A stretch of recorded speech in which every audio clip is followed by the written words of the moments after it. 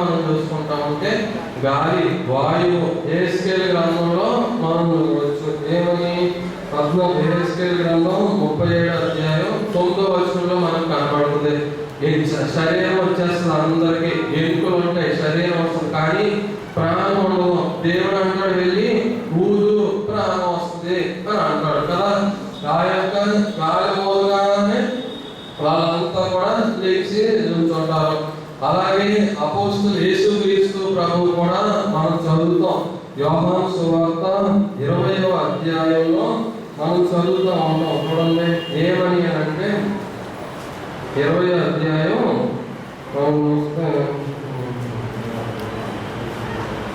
అక్కడ ఆయన అంటాడు 22వ వచనంలో అక్కడేమని వారి మీద ఊది పరిశుద్ధాత్మను పొందండి అని అంటున్నాడు.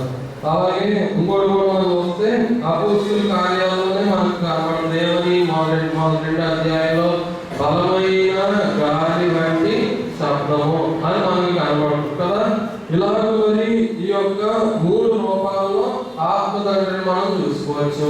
అయితే మరి ఇలాగుగా మరి ఇక్కడ ఎలాగ ఉన్నాడు అంటే పావుల రూపంలో పరిశుద్ధాత్మ దేవుడు అక్కడ జరిగిన సంగతి అంతా కూడా ఎవరికి చెప్పాడు అంటే నోవాహు చెప్పాడు. అందుకే కదా యేసు ప్రభు కూడా అంటాడు ఆరాధనకర్త మీ దగ్గరికి వస్తే మీకు జరగబోయే సంగతులన్నీ కూడా ఆయన మీకు తెలియజేస్తాడు అని అంటున్నాడు. మరి ఇక్కడ నోవాహుకు జరిగిన సంగతులన్నీ కూడా భూమి ఎండిపోయింది, ఇదిగో మనం దిగడానికి నేల సిద్ధంగా ఉంది అని చెప్పి నోవాహుకు తెలియజేసింది పౌలు.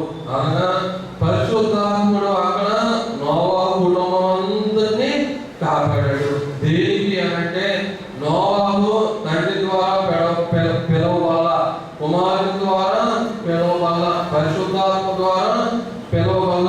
ఎవరి చేత పిలవబడ్డాడు అంటే ముగ్గురి ద్వారా పిలవబడ్డాడు కదా. తండ్రి వేరు కాదు, కుమారుడు వేరు కాదు, పరిశుద్ధాత్ముడు వేరు కాదు, ముగ్గురు ఒకటే.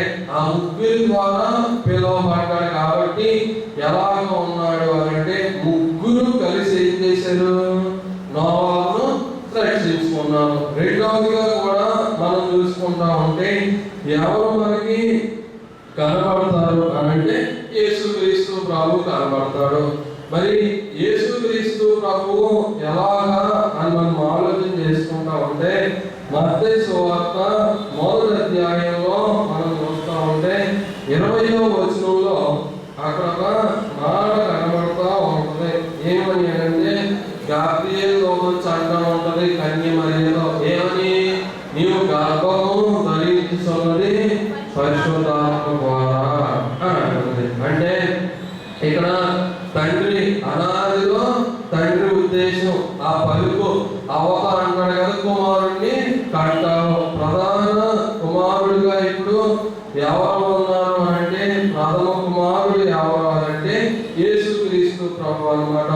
ఈ యొక్క కుమారుడు కనడానికి మొట్టమొదటిగా ఆ యొక్క మాట పలికిన వాడు ఎవరు అంటే తండ్రి అన్నమాట. కుమారుడు, తండ్రి, పరిశుద్ధాత్మ ముగ్గురు కాబట్టి ఒప్పుకోబట్టి ఎవరు వచ్చారు అంటే యేసుక్రీస్తు ప్రభు వచ్చాడు అన్నమాట. అందుకే అక్కడ కూడా చక్కగా చెప్తున్నాడు కదా, పరిశుద్ధాత్మ ద్వారా నువ్వు పొందావు అని చెప్పి ఆత్మదేవుడి గురించి అక్కడ దూతలు యేసుక్రీస్తు ప్రభువు గురించి చెప్తున్నాయి. అయితే మరి క్రిస్మస్ మనం జరుపుకుంటాం. ఈ క్రిస్మస్ ఎవరి పండుగ? ఎవరి పండుగ?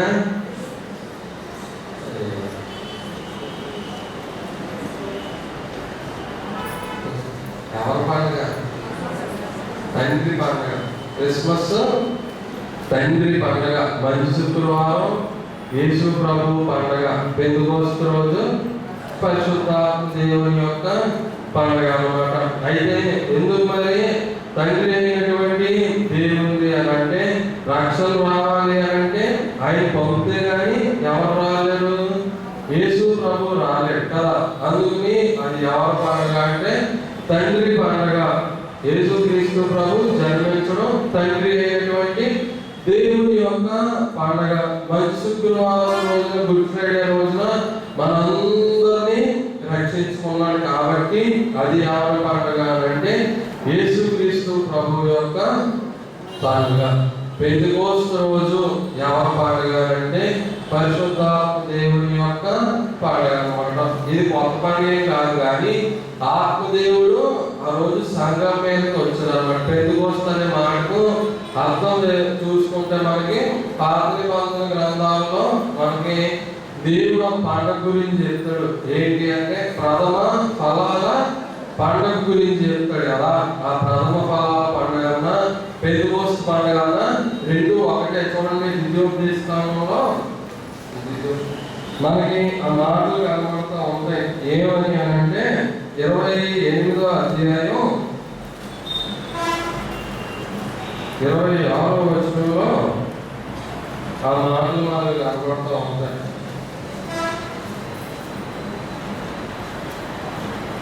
ద్వితీయోపదేశకాండం 28:16-9.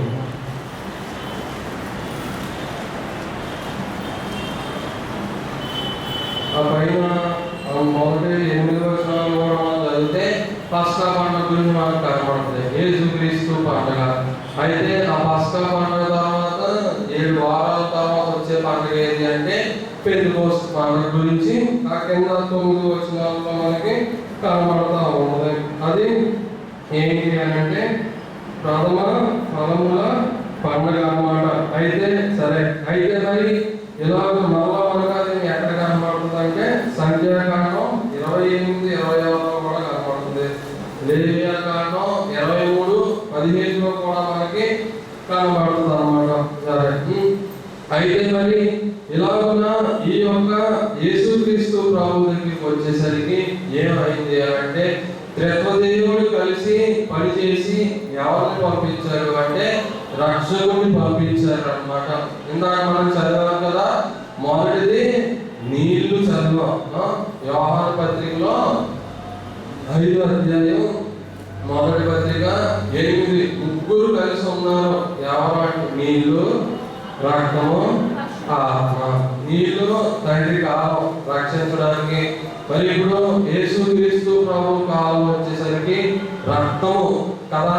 అయితే మరి ఈ కుమారుడు త్రిత్వంలో నుండి బయటకు వచ్చి ఏం చేశాడు అంటే జనాంగమందరినీ కూడా ఆయన రక్షిస్తున్నాడు. అందుకే యేసుక్రీస్తు ప్రభు కూడా బాప్తిస్మం తీసుకున్నప్పుడు మనం చూస్తూ ఉంటే మత్తయి సువార్త 3వ అధ్యాయంలో మనకు కనబడుతూ ఉంటుంది. 16వ వచనంలో ఏమని అంటే దేవుని ఆత్మ పావురం వలె దిగి తన మీదకి వచ్చుట చూసెను.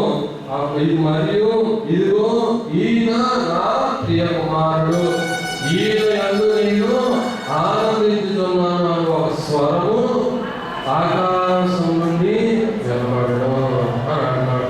పిలుస్తూ తండ్రి చెప్తున్నాడు, యేసుక్రీస్తు ప్రభు మీదకి పావురం పరిశుద్ధాత్మ వచ్చింది, తండ్రి వచ్చాడు. బాప్తిసం తీసుకునేసరికి త్రిత్వదేవుడు మమ్మల్ని ఏం చేస్తున్నాడు అక్కడ అంటే కనబడుతున్నాడు అన్నమాట. అందుకే మనం చదువుతాం కదా, ఏమని అంటే ఆదియందు దేవుడు వాక్యమై ఉండేను అని అంటాం. మరి ఈ యొక్క వాక్యాన్ని ఎవరికి ఇచ్చాడు ఆయన అంటే సంఘానికి ఇచ్చాడు అన్నమాట. ఈ యొక్క సంఘం ఈ యొక్క వాక్యం ఏమవుతున్నాయి అంటే కలిసి ఉంటున్నాయి అన్నమాట. సంఘం లేకుండా ఏమన్నా సంఘం లేకుండా వాక్యం ఉండదు, వాక్యం లేకుండా సంఘం ఉండదు. ఈ రెండు కూడా ఎలా ఉన్నాయి అంటే కలిసి ఉన్నాయి అన్నమాట. అంటే త్రిత్వదేవునితో ఈ యొక్క సంఘం కలిసి ఉంది. సంఘంతో ఎవరు కలిసి ఉన్నారు అంటే త్రిత్వదేవుడు కలిసి ఉన్నాడు. అదే కదా మనం చక్కగా చదువుతాం. యోహాను సువార్త 1వ అధ్యాయంలో మనం చూస్తూ ఉంటే ఆ మాటలు మనం చదువుతూ ఉంటాం అన్నమాట. ఏమని అంటే 1వ అధ్యాయం 1వ వచనంలో మనం అంటాం ఏమని, వాక్యం ఉండెను, వాక్యము దేవుని యొక్క ఉండెను, వాక్యము దేవుడై ఉండెను అని అంటున్నాం కదా. తర్వాత మళ్ళా మనం చూస్తే అయి ఈ యొక్క లోకానికి కృపా సత్య సంపూర్ణుడిగా మన మధ్య నివసించను. యేసు ప్రభు కూడా చెప్పింది అదే, దేవుడు ఆత్మ కనుక ఆత్మతో ఆయన చంద్రంగా ఇందాకే 4:24 చదువుకున్నాం కదా, ఏమని? దేవుడు ఆత్మ కనుక ఆయనను ఆరాధించేవారు ఆత్మతోను సత్యంతోను. మరి ఇప్పుడు తండ్రిలో సత్యం ఉంది, యేసుక్రీస్తు ప్రభు కూడా అదే చదివాం, ఏమని? కృప సత్య సంపూర్ణుడు.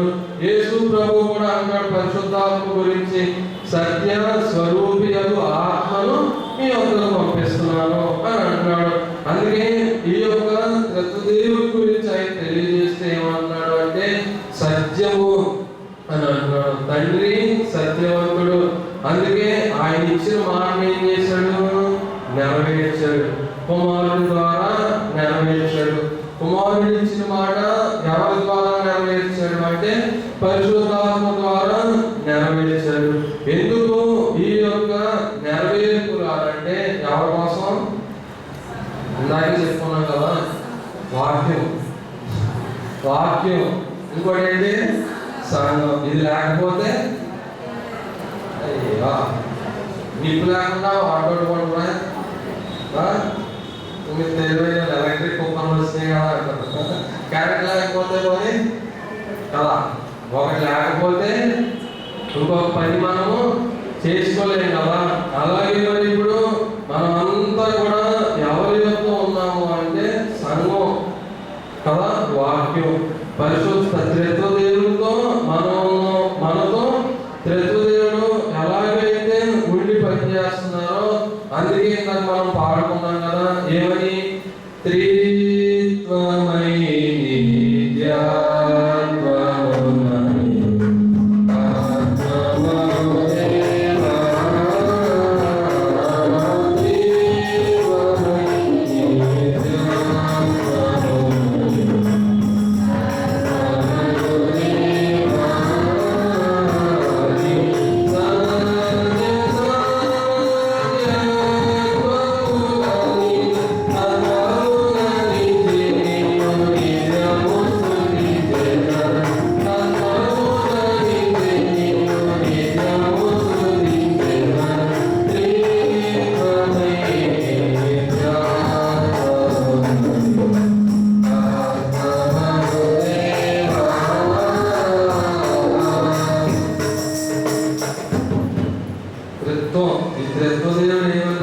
సత్య స్వరూపి కదా. సత్య సామర్థ్యాలన్నీ కూడా ఆయనలో ఎలాగైతే కలిగి ఉన్నాయో, తండ్రిలో సత్యం ఉంది, కుమారుడిలో సత్యం ఉంది, యేసు పరిశుద్ధాత్మలో సత్యం ఉంది. ఈ ముగ్గురు కూడా సత్యవంతులు కాబట్టి యేసుక్రీస్తు ప్రభు ఏమన్నాడు? త్రిత్వదేవుని దగ్గరికి మీరు వచ్చినప్పుడు సత్యవంతులుగా ఉండండి అని అంటున్నాడు.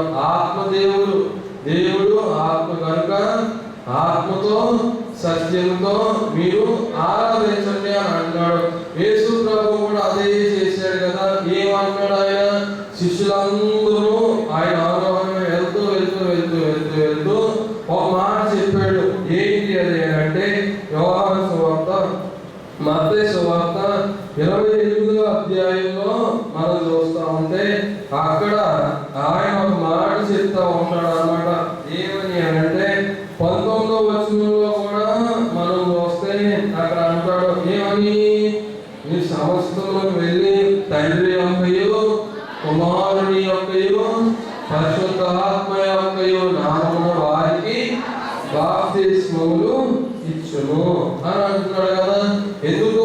నేనే కదా రక్షించాను, నా నామంలో ఏమంటే యేసుక్రీస్తు ప్రభు యొక్క నామంలో బాప్తిస్మం ఇవ్వండి అని అట్లా. ఎందుకు అని అంటే ముగ్గురు ఉన్నారు అని చెప్పి అనాది నుండి కూడా ఏమవుతుంది అని అంటే బయలుపరచబడుతూ వస్తుంది అన్నమాట. మరి మనం చూసుకుంటా ఉంటే మార్టిన్ లూథర్ గారు ఉన్నాడు కదా, ఆయనకు ఒక ఫ్రెండ్ ఉండేవాడు. ఎవరంటే ఫిలిప్ మిలాంతన్ అని ఒక ఫ్రెండ్ ఉండేవాడు అనమాట. ఆయన ఏం చేశాడు అని అంటే గొప్ప వేదాంతి మార్టిన్ లూథర్ గారు కూడా ఆయన ఫ్రెండ్ దగ్గర బైబిల్ విద్య నేర్చుకున్నాడు అన్నమాట. బైబిల్లో ఉన్న సంగతులు క్షుణ్ణంగా తెలుసుకోవడానికి ఎక్కడికి వెళ్ళేవాడు అంటే వాళ్ళ ఫ్రెండ్ దగ్గరికి వెళ్ళేవాడు అన్నమాట. అంటే అతడు జర్మనీ వాడు, కానీ బైబిల్ ఏ భాషలో ఉంటుంది? గ్రీక్ కదా. అప్పటికి గ్రీక్, హీబ్రూ ఆ రెండాటిలో ఎక్కువగా ఉండేది లాటిన్. ఈ 3 భాషలో మరి అయితే గ్రీక్ భాషలో పట్టు సంపాదించాడు. పట్టు సంపాదించి అంతా బైబిల్లో ఏది ఎక్కడ ఉంది అని చెప్పి పెద్ద పెద్ద బోధకులు కూడా బోధించేవాడు అన్నమాట ఆయన. అలాంటి ఆయన దగ్గర ఇప్పుడు మార్టిన్ లూథర్ గారు ఉత్తరాలు రాసేవాడు కదా సంఘాలకు. ఆయన పెద్ద బోధకులు మీరు చేసే తప్పులు అని చెప్పి చెరసాలలో ఉండి ఉత్తరాలు రాసేవాడు ఆయన. ఆ ఉత్తరాలు కూడా ఎవరు చూపించేవాడు అంటే వాళ్ళ ఫ్రెండ్ చూపించేవాడు అనమాట. ఆయన చూసి బాగుంది పంపించు అంటే అప్పుడు పంపించేవాడు అనమాట. అట్లాంటి అంతా బైబిల్లో ప్రతిదీ ఎక్కడ ఉందో తెలిసినటువంటి వ్యక్తికి కూడా ఒక సంగతి చెప్పాడు అన్నమాట. ఏంటి అంటే త్రిత్వం నాకు అర్థం అవ్వట్లా, ఎంత బోధిద్దామన్నా ఎంత చూద్దామన్నా నాకు ఆ సంగతి అర్థం అవ్వట్లేదు అని చెప్పి ఆయనని చనిపోయే సమయం వచ్చేసరికి ఆయన ఒక మాట అన్నాడు. ఏంటి ఆ మాట అంటే, ఇంతకాలంలో నేను కన్ఫ్యూజన్ తెలియలేదు, సందేహపడ్డాను, ఎలా ఉంటాడా అని చెప్పి సందేహపడ్డాను. ఇప్పుడు నా సందేహం తీరిపోతుంది. ఎందుకంటే నేను చనిపోయి పరలోకం వెళ్తాను. పరలోకంలో ఒక్కరు ముగ్గురుగా ఎలా ఉన్నారో, ముగ్గురు ఒక్కరిగా ఎలా ఉన్నారో నా కళ్ళతో నేను చూస్తాను. కాబట్టి నా సందేహం అంతా కూడా తీరిపోతుంది అని చెప్పి ఆయన అన్నాడు అన్నమాట. అయితే మరి ఇలాగా అంటూ ఉంటే దేవదాస్ గారు కూడా ఒక ఉపమానం చెప్పారు. ఏంటి ఆ యొక్క ఉపమానం అంటే, సూర్యుడు ఉన్నాడు కదా, ఆ సూర్యుడు వేడి ఉంటుంది, వెలుగు ఉంటుంది, జ్వాల అగ్ని మాట ఉంటుంది. ఈ 3 ఎవరిలో ఉంటాయి? సూర్యుల్లోనే ఉంటాయి. కానీ మనం ఏమంటాం? అగ్ని ఉన్నవాడు వచ్చాడు, వేడి ఉన్నవాడు వచ్చాడు, జ్వాల ఉన్నవాడు వచ్చాడు అంటావా? సూర్యుడు వచ్చాడు అని అంటాం. అలాగే ఒక మనిషి వచ్చాడు అనుకో, ఏమంటాం? మనిషి వచ్చాడు అంటాం. 2 కాళ్ళు, 2 చేతులు, 2 చెవులు, 2 కళ్ళు, ఒక ముక్కు, ఒక మూలంలో ఎక్కువ వచ్చాడు అంటావా? ఒక మనిషి వచ్చాడు అని అంటాం కదా. అలాగే ఈ యొక్క మనిషిలోనే ఎన్ని ఉన్నాయో అలాగే ఈ యొక్క త్రిత్వదేవుడు కూడా ఏమవుతున్నాడు అంటే, ఒక్కరు ముగ్గురుగా, ముగ్గురు ఒక్కరిగా ఆయన ఏమయ్యాడు అంటే బయలుపడ్డాడు అన్నమాట. అందుకే మనం చెప్తా ఉంటాం కదా, ఏమని? సైన్యములకు అధిపతి యెహోవా పరిశుద్ధుడు. మనం పాపం ఉంటాం కదా, పరిశుద్ధుడు పరిశుద్ధుడు పరిశుద్ధుడు 3 సార్లు చెప్తున్నాం. ముగ్గురు ఉన్నారు కాబట్టి 3 సార్లు తండ్రి అయిన దేవుడు పరిశుద్ధుడు, కుమారుడైన యేసుక్రీస్తు ప్రభువు పరిశుద్ధుడు, పరిశుద్ధాత్మ దేవుడు పరిశుద్ధుడు అని చెప్పి ముగ్గురు గురించి మనం ఏం చేస్తున్నాము అంటే దూతలు పాడుతున్నారు. సైన్యములకు అధిపతి యెహోవా. అందుకే కదా మనం కూడా పాడతాం. ఏమని? పెళ్లి పాట కాదు, సత్యదేవుడి పాట అది. పరిశుద్ధ పరిశుద్ధ పరిశుద్ధ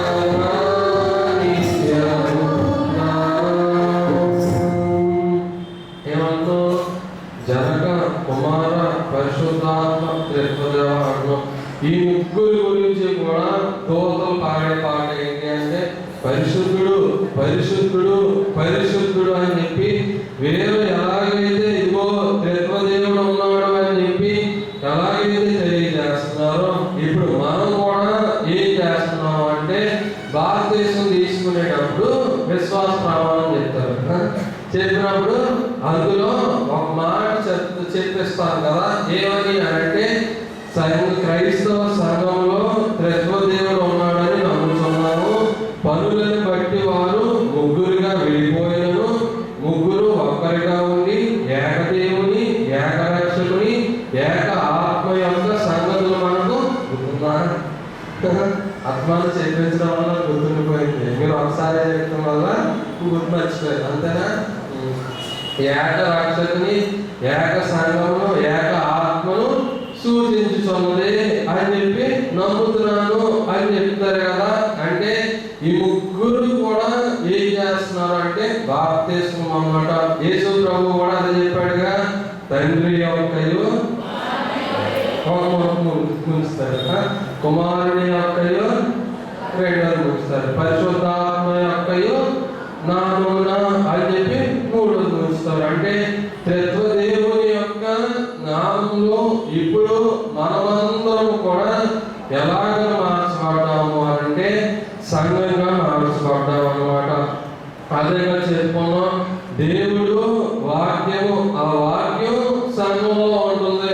సంఘం ఆ వాక్యంలో ఎప్పుడైతే కలిసి ఉంటుందో యేసు ప్రభు కూడా అంటాడు కదా, ఏమని? దేవుడు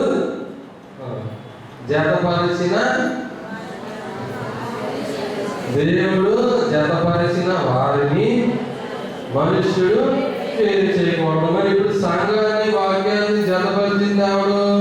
దేవుడు జతపరిచాడు కదా, త్రిత్వదేవుడు జతపరిచాడు. మరి దీన్ని ఎవరు వేరు చే త్రిత్వం లేదంటే మానవులు వేరు చేస్తున్నాడు కానీ దేవుడు వేరు చేయట్లేదు. ఎందుకంటే అనాదిలోనే ఏమన్నాడు? మన పోలిక అన్నాడు, నా పోలిక అని లేదు. ఆదాము తరివేసేటప్పుడు నేను తరివేస్తాను అని లేదు, మనము తరివేస్తాము అని అన్నాడు. మనలాగా మారిపోతాడు కాబట్టి పంపించేద్దాము ఆదాము ఎలాగైతే అన్నాడో ఇప్పుడు తండ్రి అయిపోయాడు నీళ్ళ ద్వారా, కుమారుడు రక్తము, మూడోది ఎవరు అంటే ఆత్మ. ఈ ముగ్గురు కూడా ఏం చేస్తున్నారు అంటే మరి అపగర్భంలో నుండి వచ్చిన యేసుక్రీస్తు ప్రభు సంఘాన్ని తండ్రితో లేదా సంఘాన్ని వాక్యంతో ఏకం చేయడానికి ఆయన రక్తమును కార్చాడు అన్నమాట. పని ఏమైపోయాడు? ఎప్పుడే చెప్పుకున్నాను, పనులను బట్టి ముగ్గురుగా వేరైపోయారు కదా. కుమారుడిని జన్మింప చేయడానికి తండ్రి ఏమయ్యాడు? కుమారుల్లో నుండి వేరైపోయాడు కదా. మానవులను రక్షించడానికి యేసు ప్రభు ఏమైపోయాడు? తండ్రిలో నుండి, ఆత్మలో నుండి వేరైపోయాడు, వచ్చాడు, ఇప్పుడు రక్షించాడు. పనులను బట్టి ముగ్గురుగా విడిపోయారు కదా. మరి ఇప్పుడు మూడవదిగా పరిశుద్ధాత్ముడు అన్నమాట. ఈ పరిశుద్ధాత్మ యొక్క పనులను కానీ మనం చూసుకుంటామంటే ఏం చేస్తాడు అంటే మనకు సహాయపడతాడు అన్నమాట. సహాయం చేయడానికి ఆయన ఏమయ్యాడు అంటే తండ్రిలో నుండి, కుమారులో నుండి వేరైపోయి ఏమిచ్చాడు అంటే సంఘం మీదకి ఆయన వచ్చాడు అన్నమాట. అందుకే మనం చూసుకుంటా ఉంటే మనకు కనబడుతూ ఉంటుంది ఏమని అంటే ఎఫ్ఎస్సి పత్రికలో మనం చూస్తూ ఉంటే అక్కడ మనకి ఫిలిప్పీ పత్రికలో మనం చూస్తూ ఉంటే అక్కడ మనకు ఒక మాట మనకి కనబడుతూ ఉంటుంది. ఏమని అంటే 2వ అధ్యాయంలో మనం చూస్తూ ఉంటే మొదటి వచనంలోనే ఆయన అంటాడు ఏమని? ప్రేమ వలన ఆదరణ అయినను ఆత్మయందు ఏ సహవాసమైనను ఏ దయారసమైనను వాత్సల్యమైనను ఉన్నాయా అని అన్నారు. యేసుక్రీస్తు ప్రభువులో కూడా మనం చూసుకుంటా ఉంటే ఆయన యొక్క ప్రేమ ఉంది, పరిశుద్ధాత్మ దేవుడిలో ఆదరణ ఉంది. వీటిని కలుగు చేసిన వాడు ఎవరు ఆ యొక్క తండ్రిలో ఏముంది అంటే దయ ఉందన్నమాట. అందుకేగా మనం పాడతాం ఏమని, నరుల యందు నీరు ప్రేమ క్రీస్తు ద్వారా బయలుపరిచి అని పాడతాం కదా. మరి ఇప్పుడు ఈ యొక్క త్రిత్వంలో ఉన్న పరిశుద్ధాత్ముడు ఎందుకు వేరయ్యాడు అంటే, ముందే మనం చెప్పుకున్నాం కదా, అవ్వ దగ్గరికి అవ్వను శోధించడానికి సాతానుడు ఎలాగ వచ్చాడు అంటే సర్పరూపంలో వచ్చాడు కదా.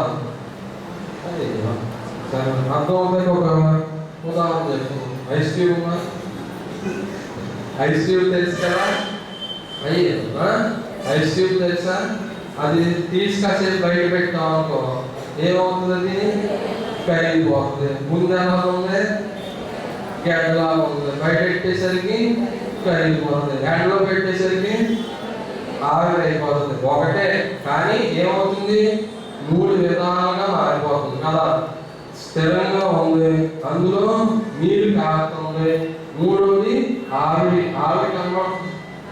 కనబడుతుంది కదా. అలాగే ఇలాగా పరిశుద్ధాత్మ కూడా ఎలాంటి వాడు అంటే ఆవిరి లాంటి వాడు అన్నమాట. ఎప్పుడు కనబడుతుంది? ఆయన ఆవిరి ఉందని చెప్పి వర్షం వచ్చినప్పుడు ఈ నీళ్ళన్నీ ఆవిరైన నీళ్ళన్నీ కూడా మనకు కనబడుతుంది కదా. అప్పుడు కూడా అది కనబడుతుంది. ఆవిరైపోతుంది అంట, కానీ అది ఎలా వెళ్తుంది అన్నది మనకి కనబడదు. ఎప్పుడైతే వర్షం పడుతుందో ఆ ఆవిరైందంతా కూడా ఏమైంది అని చెప్పి మనకి కనబడుతుంది. అలాగే పరిశుద్ధాత్మ కూడా ఏం చేస్తున్నాడు అంటే కనబడినటువంటి పని జరిగిస్తున్నాడు అన్నమాట. సాధారణ కనబడకుండా సర్పము ద్వారా అవ్వను ఎలాగైతే పాపంలో తోశాడో అంటే ఆత్మస్థితి అంతా త్రిత్వదేవుడు ఇచ్చిన అత్యున్నతమైన స్థితి అంతా కూడా ఎవరు తీశాడు అని అంటే సాతాను. కనబడలేదు, నాకు చెప్పుకున్నాను, కనబడలేదు కానీ వాడి పని ఏమైంది? కనిపించింది అక్కడ. మరి ఇక్కడ పరిశుద్ధాత్మ దేవుడు కూడా ఏం చేస్తున్నాడు అని అంటే సంఘం పైకి తన ఆత్మను ఎప్పుడైతే కుమ్మరిస్తున్నాడో అప్పుడు ఆయన కనబడకపోయినా కూడా ఈ యొక్క ఆత్మ కుమ్మరింపు ద్వారా ఏమవుతుంది అంటే సంఘంలో ఆయన పనులు కనబడుతున్నాయి అన్నమాట. ఆ పనులు కనబడడం ద్వారా ఏమవుతుంది అంటే కొన్ని వారం చెప్పారు కదా, కుమ్మరింపు కాగానే కుమ్మరాలు పోతాయి. ఈ కుమ్మరాలన్నీ కూడా కష్టాలు, బాధలు, శ్రమలు, వ్యాధులు ఇవన్నీ కూడా దూరం చేయడానికి ఎవరో తండ్రిలో నుండి కుమారుడిలో నుండి విడిపోయారు అంటే పరిశుద్ధాత్ముడు విడిపోయాడు అన్నమాట.